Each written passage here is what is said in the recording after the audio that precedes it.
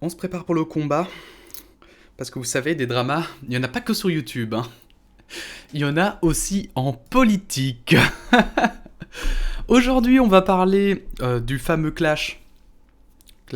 clashounet, hein, entre Mark Van Ranst, virologue, et Georges-Louis Boucher, politicien, président du MR, qui ont un peu par tweet interposé, j'allais dire débattu, mais non pas débattu, mais se sont critiqués l'un l'autre sur la communication concernant le coronavirus. On va tout de suite voir ça en détail avec deux articles et un tout petit peu d'un troisième, afin d'avoir un peu toute l'histoire, d'abord une remise en contexte, et puis un peu plus dans l'analyse, car il y a un article de Bernard N, voilà, comme d'habitude, hein, qui a une opinion extrêmement intéressante. Hop, introduction, sans introduction. Mark Van Ranst réplique aux attaques. Heureusement que Georges-Louis Boucher est politique et pas virologue. Donc ça a commencé comme ça, hein. Ça a commencé comme ça. C'est Georges-Louis Boucher qui a écrit un tweet critiquant Mark Van Ranst, et Mark Van Ranst a répondu. Donc on va voir, il y a tous les tweets qui sont mis, ne vous inquiétez pas. On va voir ça dans les détails. Pardon, je viens de manger, donc... Les relations sont tendues depuis quelques jours entre le président du MR, Georges-Louis Boucher, et le virologue Mark Van Ranst. Pardon, j'arriverai à le dire. Depuis quelques jours, c'est quand même assez optimiste, hein. Ça fait longtemps qu'elles sont très tendues. Bref, le premier ne cesse de plaider pour la réouverture des coiffeurs, réfutant les études scientifiques belges mises en avant par le second, qui défend sa liberté d'opinion. Donc Georges-Louis Boucher, qui plaide pour la réouverture des coiffeurs, alors que Mark Van Ranst défend sa liberté d'opinion. Tous les scientifiques sont assez d'accord sur la perspective d'ouverture des coiffeurs. Il n'y en a pas pour l'instant, expliquait Mark Van Ranst ce mercredi sur le plateau de la VRT. Quand vous êtes tous les jours dans les journaux, c'est plus donner une position, c'est militer. Cette déclaration a fait sursauter la chevelure du président du MR. Nous avons décidé qu'il y aurait une évaluation quant à une nouvelle réouverture des coiffeurs le 5 février, et Mark Van Ranst réplique le lendemain en disant « Non, il ne se passera rien pour les coiffeurs. Les gens ont envie d'une communication qui se base sur la pédagogie et pas sur la peur. Désolé, mais venir 4-5 fois dans les médias et dire que ça va être la fin du monde n'aide pas les gens à accepter les mesures », explique-t-il ce jeudi sur Terzac. Donc, il critique notamment que les politiques se rassemblent toutes les semaines, hein, pour décider de nouvelles mesures, et ils avaient parlé... lors du dernier rassemblement, d'une éventuelle réouverture des coiffeurs le 5 février. Et le lendemain, Mark Van Ranst, en interview, dit « Non, ça n'ouvrira pas ». Selon Georges-Louis Boucher, Mark Van Ranst doit respecter son rôle de conseiller payé pour l'État. Vous lui donnez le conseil, c'est le politique qui décide, et vous devez vous plier. Si vous n'êtes pas d'accord, vous pouvez reprendre votre liberté, mais vous ne pouvez pas jouer les deux rôles quand vous êtes tous les jours dans les journaux. Ce n'est plus donner une position, c'est militer. Donc en résumé, Georges-Louis Boucher trouve que Mark Van Ranst, finalement, démotive la population à suivre les règles, et qu'il n'aurait pas dû dire ça, parce qu'au final, c'est même pas son travail, c'est le boulot du politicien, alors que les conseils des scientifiques devraient rester secret et ne devrait pas avoir d'opinion à donner comme ça sur des plateaux de télé. Réaction très décevante. Oui, pour ceux qui ne savent pas, le MR, évidemment, c'est le mouvement réformateur, donc c'est situé à droite, droite conservatrice selon certains. Maintenant, voilà, je le rappelle encore une fois, parce que je l'avais rappelé dans une des premières vidéos, mais ça fait longtemps maintenant, les étiquettes gauche-droite ne sont pas là, évidemment, pour contre-argumenter, ne sont pas là pour diminuer ou augmenter une opinion, mais bien évidemment pour qu'on puisse se situer, parce qu'évidemment, la définition de gauche et de droite, c'est un peu plus que juste j'aime pas son opinion, du coup lui il est, j'invente, à droite, ou il est à gauche. Voilà, c'est simplement un état d'esprit que ça reflète. Ce n'est pas juste pour écarter du débat que je dis un peu la position des partis, c'est pour aider à la compréhension. Réaction très décevante. Ce n'est jamais moi qui me suis invité sur les plateaux. Je refuse de temps en temps des invitations, réplique le virologue sur le plateau de Terzac. Il considère la réaction de Georges-Louis Boucher très décevante et d'ajouter « Cela fait 1 an que des experts et moi travaillons sans relâche, et puis un président de parti réagit en disant « Ces gens sont payés ». Mark Van Ranst assure que les autres élus n'ont pas été rémunérés pour leurs conseils au gouvernement. Monsieur Boucher croit que nous, les professeurs d'université, sommes des genres de consultants. C'est une faute. Les consultants, on les paye très cher et ils ne disent rien. Ça ne fonctionne pas comme ça avec les experts et les professeurs d'université. Nous ne sommes pas des tueurs à gages, nous sommes là pour partager notre expertise et nous continuerons à le faire peu importe ce qu'en pense Georges-Louis Boucher. Et là, on atteint un point qui est très intéressant parce que moi personnellement je ne le savais pas, mais effectivement apparemment les experts du gouvernement ne sont pas rémunérés par le gouvernement, ce que je trouve un petit peu pas normal, parce que je trouve que quand on travaille on mérite un salaire, même aussi petit qu'il soit, mais bon soit, ça marche comme ça, et visiblement ils le font avec plaisir. Je suppose qu'il y a aussi une espèce d'envie de servir aussi, d'aider, qui est louable, du coup. Et du coup, je trouve que ça change un peu aussi la dimension, c'est qu'effectivement, là-dessus, du coup, il n'a pas de contrat. Il n'est en rien obligé de faire quoi que ce soit. Et est-ce qu'un professeur d'université n'a pas le droit de donner son opinion en temps normal ? Pour moi, bien sûr que si. N'importe qui peut donner son opinion.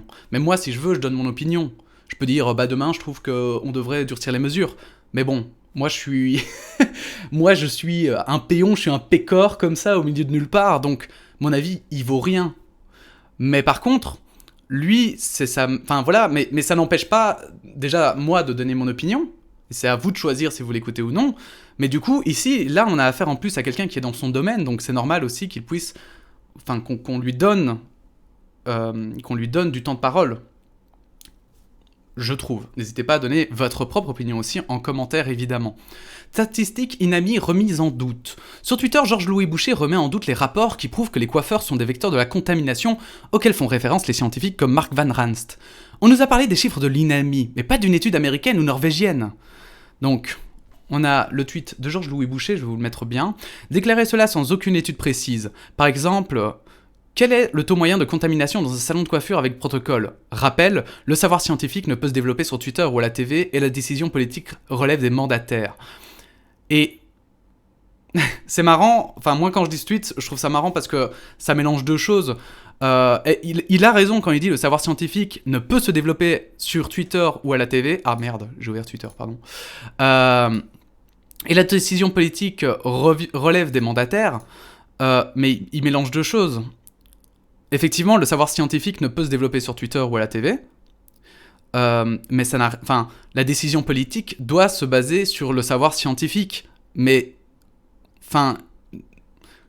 quel est le rapport ? C'est pas nous qui choisissons, c'est les politiciens. Et les politiciens, j'espère bien, qu'ils vont pas juste regarder sur Twitter les avis des scientifiques. Donc, pourquoi est-ce qu'ils mélangent les deux ? J'avoue que là-dessus, j'ai un peu du mal à comprendre là où il veut en venir, quoi. Après, il me semble, ce qu'il a raison, on va le voir plus loin, je crois, dans l'article, mais je pense que là où il a raison, c'est qu'il n'y a pas vraiment encore d'études précises. On n'a que des indications. Selon le président du MR, ce n'est pas parce qu'il y a un constat par rapport au métier de contact que la transmission a lieu dans le cadre de leurs activités. Il peut y avoir d'autres explications, habitudes de vie, les tranches d'âge, etc. Si vous regardez les chiffres avec précision, je suis sûr que les hommes de 57 ans sont par exemple plus contaminés que ceux de 58 ans. Ça prouve quoi ? Rien du tout. Quand vous fermez les établissements pendant 6 mois, si vous avez du respect pour eux, vous devez leur donner une explication précise sur les risques que l'on encourt dans leur établissement, ajoute le président libéral, pardon. Et en fait, le truc, c'est que certes, il a raison, mais c'est le travail de qui ? Justement, en fait, un scientifique, il va pas juste regarder les chiffres et dire « Ah ben c'est ma... » il va se poser cette question, mais il va essayer d'y répondre. C'est son travail. Et en général, un scientifique se cantonne pas à juste voir « Ah ben à 58 ans, ils sont plus touchés qu'à 57, bah du coup, ça veut dire que les gens de 58 ans doivent se confiner. » En général, la science, ils cherchent des corrélations, ils cherchent à avoir des preuves de ce qu'ils avancent. Et donc... par exemple, que là ici on parle par exemple de la tranche de 50 à 60 ans qui sont à risque par exemple, eh bien toutes les indications vont dans ce sens-là et tant qu'il n'y a rien de contraire, on part du principe que du coup c'est vrai. Voilà, tant qu'il n'y a rien de contraire, on part du principe que c'est vrai. Mais avec toutes les précautions, c'est-à-dire qu'ils disent pas c'est la vérité et elle ne changera jamais. Ils disent pour le moment, c'est ce qu'on sait. Et c'est là où je trouve que voilà, l'argument est un peu fallacieux parce que les scientifiques, justement, c'est leur travail. Et ils n'ont jamais dit qu'à 57 ans, voilà. Et c'est la même chose pour les coiffeurs, en fait. C'est pas qu'ils disent « Ah ben les coiffeurs sont particulièrement touchés et c'est un vecteur de maladie ». Ils disent qu'en fait, simplement, bah, les coiffeurs, on voit qu'il y a plus d'infections chez les coiffeurs. Et que donc, comme il y a plus d'infections chez les coiffeurs, ben, pour le moment, il vaut mieux les fermer. Et c'est pas du tout la même chose, parce que, voilà, justement, là où je trouve que son argument se retourne un peu contre Georges-Louis Boucher, c'est qu'en fait, son argument vaut aussi pour lui. C'est pas parce que les coiffeurs sont déprimés que pour autant les ouvrir, ça réussira à rendre les coiffeurs plus heureux. Parce qu'en même temps, si on réouvre les coiffeurs et qu'ils tombent tous malades, et qu'au final, ils sont même plus, du coup, sous les aides de l'État, parce que du coup, ils ont pu réouvrir, et qu'en plus, ils peuvent plus travailler parce qu'ils sont malades, et pendant un mois, parce que le Covid, vous savez, il y a les séquelles, il y a les machins, parce qu'en plus, on doit rester confiné et tout, est-ce que c'est leur rendre service ? Pourquoi regarder juste... Voilà, pourquoi est-ce qu'ils ferment ça à juste les coiffeurs et pas, enfin, au reste, parce que tous les autres métiers de contact sont aussi, il me semble, fermés. Bref, c'est des questions que je me pose. N'hésitez pas, évidemment, à donner votre opinion aussi en commentaire, je le rappelle. Hein. Les commentaires sont là pour ça. Il s'agit des chiffres de l'INAMI. C'est une étude de qualité qui montre que si tu exerces le métier de coiffeur, tu as plus de chances de tomber malade. C'est un fait, rétorque Mark Van Rast. Parfois, je me dis heureusement qu'il est politique et pas virologue. Le virologue Anversois souligne qu'en temps de crise, il vaut mieux plaider pour le principe de précaution. Il est préférable de ne pas prendre le risque. D'après moi et de nombreux autres experts, cette étude est suffisamment fondée pour ne pas recommander la réouverture des coiffeurs pour l'instant. Et c'est ça qu'on a tendance à oublier, c'est qu'il ne fait que relayer l'avis d'autres aussi experts, et il faut pas aussi oublier qu'il n'est pas tout seul. Il n'est pas tout seul, c'est pas juste un virologue qu'on a complètement... Voilà... C'est ça qui est un peu marrant, parce qu'il y a un peu l'effet Raoult, où l'effet Raoult, pour moi, c'est un peu, voilà, il était tout seul, tout le monde, tous les scientifiques le reniaient, mais comme tous les scientifiques le reniaient, on le croyait. Et ici, j'ai un peu l'impression que c'est le contraire, c'est justement comme il est un peu... Voilà, il est pourtant, enfin, j'irai pas jusqu'à dire admiré, mais il est respecté par ses confrères, donc ça veut dire qu'il trouve que son travail n'est pas dégueulasse, pour le dire comme ça, et en fait, il devrait, du coup... Voilà, il a de la prestance, et on peut pas juste virer son avis comme ça en disant « Ben non, de toute façon c'est faux !» Surtout qu'il se base pas sur rien, il montre des chiffres, etc. Donc on peut le critiquer, bien sûr. On peut le critiquer, on peut donner son avis, mais il faut pas oublier, il faut le faire avec toute l'humilité et le recul de savoir qu'on n'est pas dans la matière. Éventuellement, ce qui serait intéressant, ce qui aurait été intéressant de la part de Georges-Louis Boucher, c'est de présenter un autre virologue qui va dans un autre sens. En disant, ben voilà, je relaye ce virologue-là qui dit, lui, le contraire. Mais ici, non, il fait même pas ça. Il dit juste, bah moi, à mon avis, bah oui, mais l'avis de Georges-Louis Boucher, il est presque aussi équivalent que le mien. C'est-à-dire, oui, peut-être qu'il a plus d'infos que moi, parce que du coup, vu qu'il est politicien et qu'en plus élu, bah peut-être qu'il a des infos que moi, je n'ai pas à disposition, par exemple, mais... À part ça, il n'est pas, voilà, on n'est pas, tous les deux, on n'est pas virologues, tous les deux, c'est pas notre spécialité, et pourtant, bah, voilà, enfin, donc du coup, ça vaut ce que ça vaut, quoi, ça vaut, c'est juste une opinion, quoi, voilà. Et on n'est pas respecté par des pairs, surtout c'est ça qui est important, on n'est pas respecté par d'autres pairs, éventuellement virologues ou quoi, sur ces questions-là. Van Rast, et là du coup je vous partage un autre article évidemment de Bertrand Haine, vous savez, voilà, j'en ai parlé hier, je crois que j'en ai parlé presque tous les jours de Bertrand Haine. Bertrand Haine, si vous passez par ici, sachez que j'apprécie beaucoup vos opinions. Je les trouve très intéressantes. Van Rast versus Boucher, Cassandre et le roi jaloux. Donc là, c'est une position, voilà, je prends cet article parce qu'il va un peu plus en profondeur, il va un peu plus aussi dans l'analyse sur du plus long terme, sur leur relation aux deux, etc., leur parcours, etc. Et je trouvais ça, du coup, intéressant d'approfondir un peu parce que, évidemment, critiquer deux personnes qu'on ne connaît pas, c'est facile, mais il y a plein de nuances et plein de choses qu'il faut savoir sur ces personnes pour vraiment bien l'analyser. Donc je vous invite à lire cet article avec moi. Bah, de toute façon, vous n'avez pas le choix si vous regardez cette vidéo, hein, on va pas se mentir. Certains experts sont-ils trop catastrophistes ? La question se pose après cette petite phrase du virologue flamand Mark Van Rast disant qu'il n'y avait pas de perspective pour les coiffeurs. Une petite phrase qui fait sortir Georges-Louis Boucher de la toison d'or. Dans la Libre ce matin, le président du MR y va d'une tirade. Mark Van Rast est accusé d'être catastrophiste. Pour GLB, le virologue, oui GLB c'est Georges-Louis Boucher en diminué évidemment, le virologue, puisqu'il est membre du GEMS, le groupe d'experts qui conseille le gouvernement et payé par lui, serait tenu à un devoir de réserve. Or, dit Georges-Louis Boucher, quand la décision politique ne lui plaît pas, il agit comme un membre de l'opposition. Mark Van Rast doit arrêter de jouer les Cassandres. Alors, tout ce que je voulais juste faire une petite parenthèse, ce qui est intéressant, c'est que Mark Van Rast, c'est un virologue flamand. Georges-Louis Boucher, c'est un politicien wallon. Et du coup, on a aussi cette espèce en fond, on a cette bataille entre Flamands et Wallons, mais ce qui est hyper intéressant, c'est qu'il faut savoir que justement, c'est une bataille en Belgique qui dure depuis très longtemps. Et pourtant, Mark Van Ranst, je pense, est autant respecté, je pense, de la part de la population en Flandre qu'en Wallonie. Il faut savoir que les scientifiques ont joué un grand rôle, dernièrement, sur un peu le rétablissement des relations dans le pays, entre les Flamands et les Wallons. Et je trouvais ça extrêmement intéressant quand même à dire, parce que ça fait plaisir, quoi. Parce qu'au final, on est tous belges, on est tous, enfin, même pas belges, on est tous des êtres humains, et bon, ça va faire un peu peace and love, mais moi je trouve ça chouette qu'on soit tous ensemble. L'union fait la force, hein, comme le slogan de la Belgique. C'est un vieux conflit qui ressurgit. Depuis quasiment le début de la crise, le MR a ciblé Mark Van Ranst. Son poids dans la prise de décision, son poids médiatique aussi. Cela a conduit le gouvernement de Sophie Wilmès à dissoudre le GIS, le premier groupe d'experts sur le déconfinement jugé hors sol, pour mettre sur pied le plus pragmatique Céleval. Un groupe sans Mark Van Ranst et surtout avec plus de non-scientifiques pour contrecarrer le poids des experts médicaux. Ça, c'était une décision donc du MR qui effectivement trouvait que on n'était pas... Il y avait trop de scientifiques, de virologues et d'épidémiologistes et que du coup, il manquait un petit poil finalement de réalisme parce qu'ils trouvaient qu'ils avaient le nez trop dans leur schéma. Moi, mon opinion, c'est que c'est un peu une erreur parce que penser que des spécialistes, du coup, ne voient qu'une seule chose, enfin, on peut être expert dans quelque chose, bah voilà, je sais pas quel est votre métier, mais vous avez un métier, c'est pas pour autant que vous êtes 100% dans votre métier et que vous ne voyez rien du reste du monde. Voilà, c'est pas une preuve de fermeture. Je trouve même au contraire, mais bon, qu'importe. Qu'importe, c'est la décision qui avait été prise à l'époque. Le Céleval a été emporté par la deuxième vague et par l'arrivée de Frank Van den Broek qui a recréé une structure, le GEMS, où Mark Van Ranst a fait son retour. Donc ça c'est intéressant, ça je savais pas, tiens.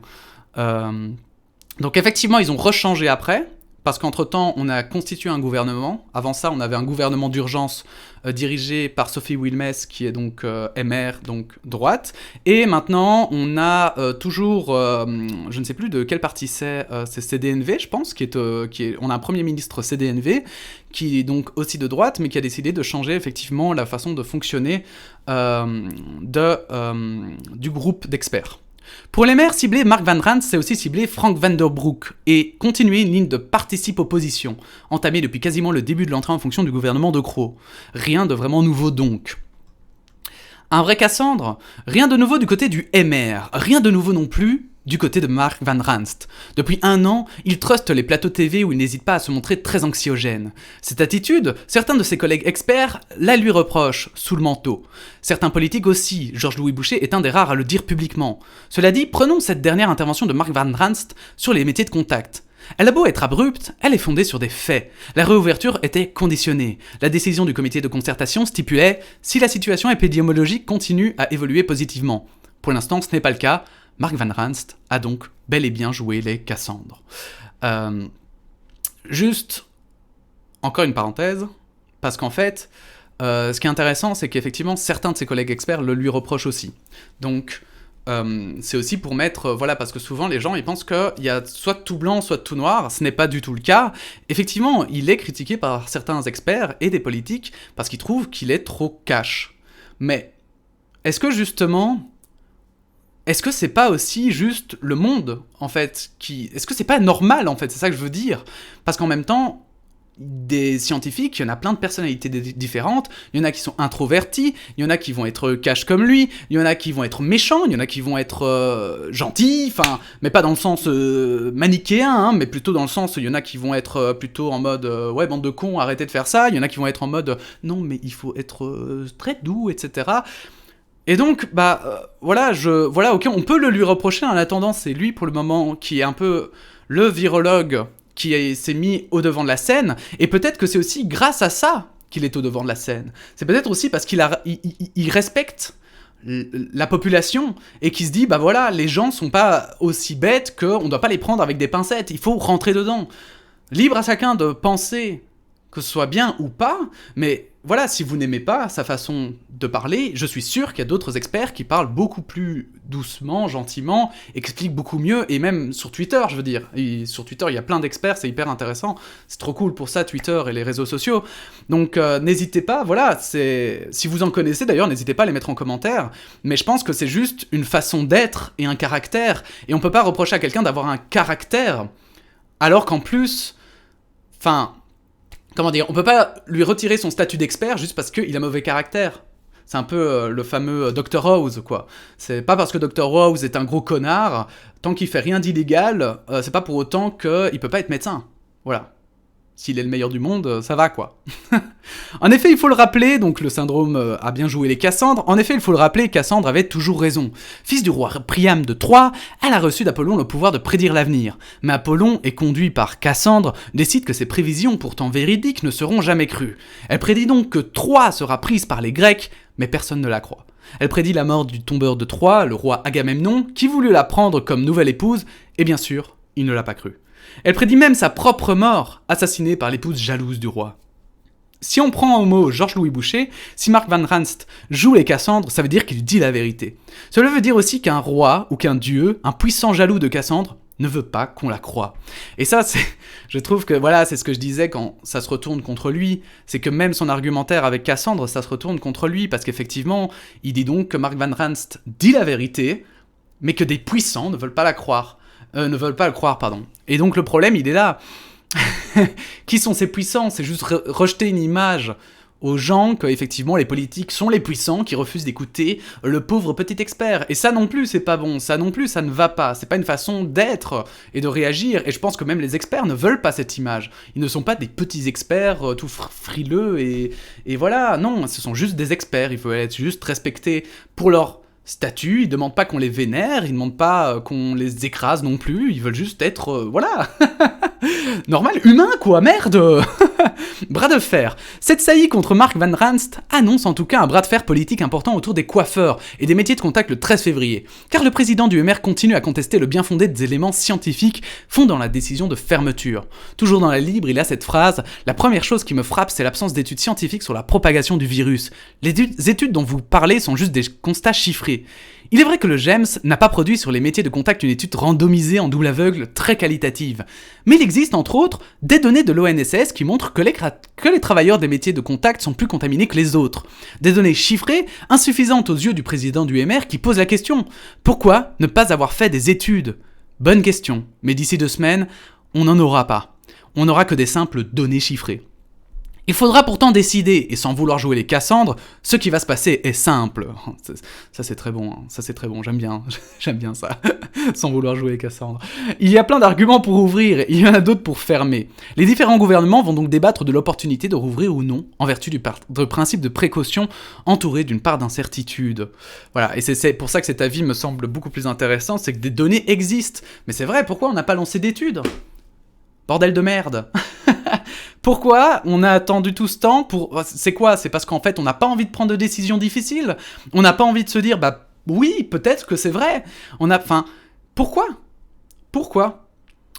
Et là, en fait, du coup, on peut que se baser sur des chiffres, et est-ce que, du coup, le virologue a tort quand il dit, bah écoutez, toutes les indications, tous les chiffres portent à croire que c'est ça ?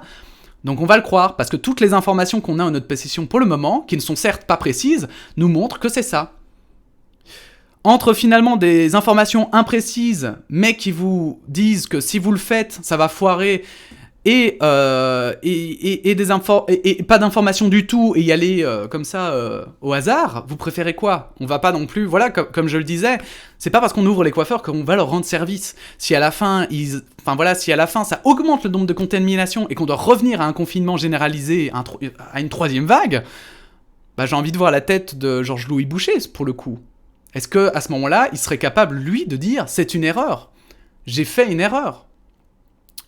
Parce que, à contrario, voilà, Mark Van Ranst, je pense, de ce que je lis, vu qu'il prend toujours des précautions, quand il n'est pas sûr, vu que, là, en l'occurrence, il était sûr, c'est pour ça que je pense qu'il l'a affirmé, c'est mon avis, hein, je vous rappelle, il y a les commentaires, mais vu qu'il Il prend souvent des précautions quand il est pas sûr. Il avait parlé de la deuxième vague déjà à l'époque. Il avait dit il y aura probablement une deuxième vague. Et c'était pas pour stresser les gens, c'était juste pour être réaliste. Mais il avait dit probablement.